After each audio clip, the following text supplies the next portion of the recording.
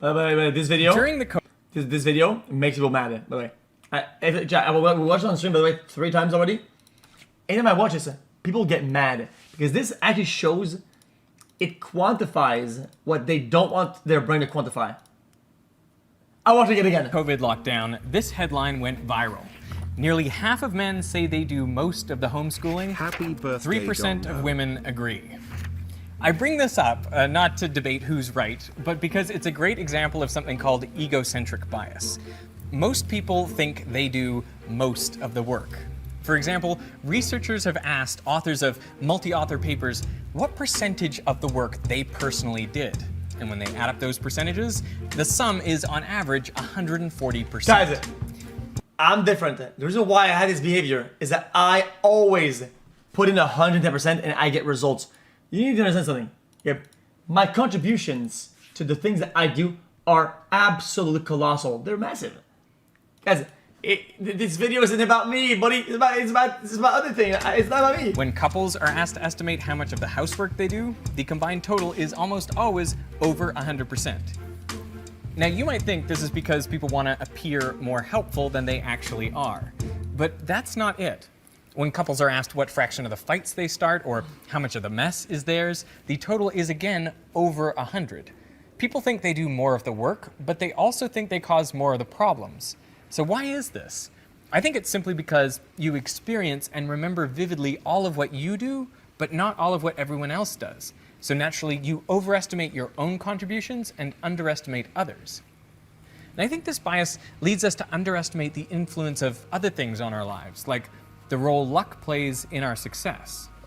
Take hockey players, for example. This is If you interesting, ask chat. a professional hockey player how they managed to reach the NHL, they might mention their hard work, determination, great coaches, their parents' willingness to get up at 5 a.m. and so on, but they probably won't acknowledge how lucky they were to be born in January. And yet, in many years, 40% of hockey players selected into top-tier leagues are born in the first quarter of the year, compared to just 10% in the fourth quarter. An early birthday can make you up to 4 times as likely to be a pro hockey player. And the reason for this disparity is presumably because the cutoff date for kids' hockey leagues is January 1st. Those born in the first part of the year are a little older and so on average bigger and faster than kids in their league born late in the year. Now, as they grow up, this difference should eventually shrink to nothing, but it doesn't. Because the young kids who show the most promise are given more time on the ice and enter more tournaments where they receive better coaching and improve their skills. And these advantages compound year after year, so by the time you get to the pros, birthdays are heavily skewed towards the start of the year. Isn't that crazy But does though? any professional hockey player feel thankful for their birthday? Probably not. And we are all like that, largely oblivious to the fortunate events that support our success. Probably the most significant bit of luck many of us enjoy is being born into a prosperous country. Around half the variance in income received by people around the world is explained by their country of residence and that country's income distribution. If you were born in Burundi, for example, which has the world's lowest gross national income per capita of just $730 a year, it doesn't matter how smart or hardworking you are, you're unlikely to earn much as an adult. Now, many people get offended if you point out how big a role chance plays in their success. I don't. And I get it. If we are just a product of our circumstances, then our hard work and our talent seem to count for nothing. People think it has to be either skill or luck that explains success. The way you beat all bad criticism is by building a strong intrinsic value. The way you see and perceive yourself is the most important core concept as an adult going in the world. I don't give a fuck what anybody says. Oh, you didn't earn this. What the fuck would I care? The truth is, you need both. Take these 8 track and field world records. All the athletes who achieved these records are obviously world class, extremely dedicated and talented, and yet when they achieved their world records, 7 out of 8 had a tailwind. Now these athletes all had the ability to win a gold medal, but to set the world record required a bit of luck as well. The importance of luck increases the greater the number of applicants applying for just a few spaces. Consider the most recent class of NASA astronauts. From over 18,300 applicants in 2017, This one is very only interesting as well. 11 were selected and went on to graduate from the astronaut training program. Now we can make a toy model of the selection process. Let's assume that astronauts are selected mostly based on skill, experience, and hard work, but also, say, 5% as a result of luck, fortunate circumstances.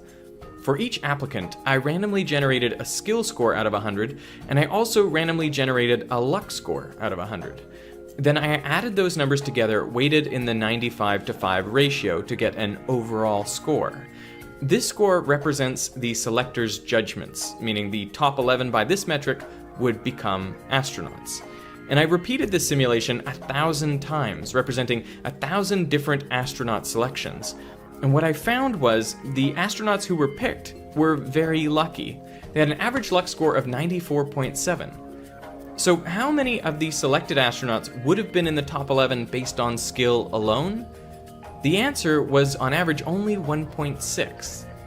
That means even with luck accounting for just 5% of the outcome, 9 or maybe 10 of the 11 applicants selected would have been different if luck played no. What he means is that I think is in super min-maxed fields and things, right? You absolutely need both almost fully maxed out. It is what it is. What it is. It is. Of course, it's not true for everything, right? But in things that are super cutthroat, yeah, you need no role at all. You need full. When competition is fierce, being talented and hardworking is important, but it's not enough to guarantee success. You also need to catch a break. Largely, I think we're unaware of our good luck because by definition, it's not something we did. Like the housework done by your significant other, it goes unappreciated. And here's the crazy thing. Downplaying the importance of chance events may actually improve your probability of success. Because if you perceive an outcome to be uncertain, you're less likely to invest effort in it, which further decreases your chances of success. So it's a useful delusion to believe you are in full control of your destiny. I mean, if I had known how bad I was when I started YouTube, or how much work it would take, I might have given up right then. Welcome to Veritasium, an online science video I find it to blog. be very interesting. Now, there may be another benefit to... I find it to be very interesting because a lot of fields, especially creative fields, are mostly delusion. They're super delusion based, right? And the reality is that you really can't make it if you're not delusional. It is what it is. It's how it is. But that thing filters most people that would even try it. Overlooking your lucky breaks, which is, it makes it easier to justify your place in society. If you have a lot of wealth or power, you can just chalk it up to your own intelligence, effort, and perseverance. It makes it easier to accept inequality. In one experiment, participants were put in groups of 3 in small rooms to discuss a complex moral problem. And one person in each group was randomly designated the team leader. Half an hour later, the experimenter came by with 4 cookies for each team. So who got the extra cookie?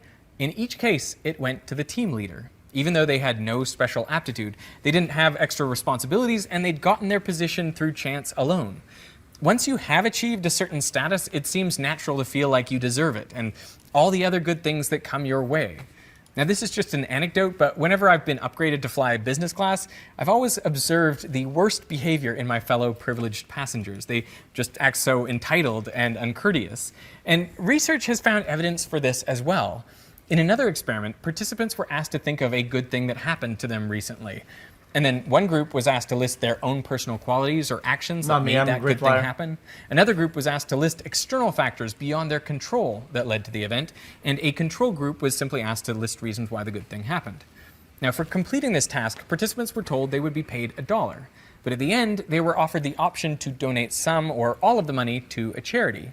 Results showed those who listed their own personal attributes contributed 25% less than those who listed external factors beyond their control. Now, think of what all this means for people in our society, specifically for people in positions of power, like business leaders and politicians.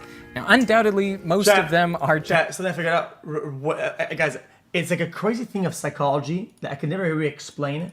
But way back in the day when I used to play League, I said I had this friend, okay? And my friend, I'm telling you, he was quantifically, across all metrics, a worse player than I was at the game. Generally, he was a worse player. And he had a much higher win rate.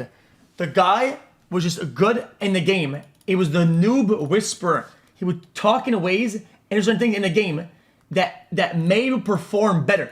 And it always fascinated me, the way that just being a whisperer to noobs has its immense effect on how they're going to perform.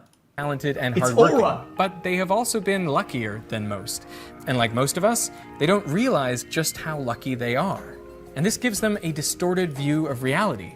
They're kind of living in a form of survivor bias. All these leaders have worked hard and ultimately succeeded, so to them the world appears fair. In their experience, it rewards hard work. But what they don't have, It's like I go to gang bottom. Okay. I put what's watered, and I go, dewater your lane, fucking trash or whatever, right? Boom. Instead of saying, oh, cool, we got the ward, guys. I'll come in a couple minutes so we can get a kill bottom. Yo, one is discouraging, one is annoying, one it makes it feel guilty, whatever, and it gets into their head. And the other one is hopeful. Even though it's their mistake, you make it like, oh guys, we're being productive. Boom. It actually impacts the game a lot more. is the experience of all the people who have worked hard and failed. So what are they to make of people less successful than themselves? Well, the natural conclusion is that they must just be less talented or less hardworking.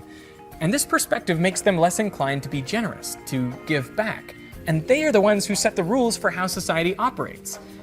And this is particularly unfortunate since one of the main ways many of us are lucky is in our country of residence. But what is a country except for the things put there by people who came before? The roads and the schools, public transport, emergency services, clean air and water, everything like that. It seems a cruel trick of our psychology that successful people without any malice will credit their success largely to their own hard work and ingenuity, and therefore contribute less to maintaining the very circumstances that made that success possible in the first place. Real. The good news is that acknowledging our fortunate circumstances not only brings us more in line with reality, it also makes us more likable. In a study where people had to read the transcript of a fictional 60 Minutes interview with a biotech entrepreneur, experimenters tried changing just the last paragraph where the interviewee is talking about the reasons for their company's success. In one version, the entrepreneur personally takes credit for the success they've had, but in the other, he says luck played a significant role. Now, people who read the luck version of the transcript judged the entrepreneur as kinder and thought they'd be more likely to be close friends with him than those who read the other version of the transcript. And raising our awareness of fortunate events can also make us happier because it allows us to feel gratitude. Personally, I am grateful to Michael Stevens of Vsauce, who on October 7th, 2012, posted the video, How Much Does a Shadow Weigh?, which shouts out my slow-motion slinky drop video. And within 3 days, my subscribers had increased by 1/3, and within a month, they had doubled, leading me to quit my part-time job and work exclusively on YouTube videos. And I'm grateful to the writer of the free newspaper they give out on the trains in Sydney, who didn't quite understand You know what? And then you say, Vsauce made him, and you said it as a joke. But a lot of people say, "Oh, this guy made him," but they don't say it as a joke. And you know what? You know what's crazy? Is that when you say that somebody made somebody, and you say what he says, that it says a lot more about you than it says about them. And I wish you could have understood that fact. That this very small kind of glimpse. When you say somebody was made by somebody else, it is a very self-reflective. It's a mirror back onto you that you're saying, guys, this. It's what it is. Electricity, leading me to post this picture of their article to my Instagram with the caption, "What's wrong with this picture?" And I'm lucky that the first person to answer correctly was a beautiful woman who became my future wife. Yep, that is how I met your mother. Now, initially, I wanted to make this video just to say our circumstances and psychology conspire to make us oblivious to our own luck. And this leads successful people to view the world as fair and those less successful than them as less talented or less hardworking. And this is before you factor in any discrimination or prejudice. But it also became apparent to me that I should talk about what to do if you want to be successful in such a world. And I think the best advice is paradoxical. First, you must believe that you are in complete control of your destiny and that your success comes down only to your own talent and hard work. But second, you've got to know that's not true for you or anyone else. So you have to remember, if you do achieve success, that luck played a significant role, and given your good fortune, you should do what you can to increase the luck of others. Hey, so Five head. I had an idea for what I could do to increase the luck of others, and that is to give away 100 Snadams kits to people who couldn't otherwise afford them. So if you didn't know... See? That was a good video, no? You enjoy it? Enjoy it? I find it to be very self-reflective. I always find this video, to make you more aware and reinforce what you already knew.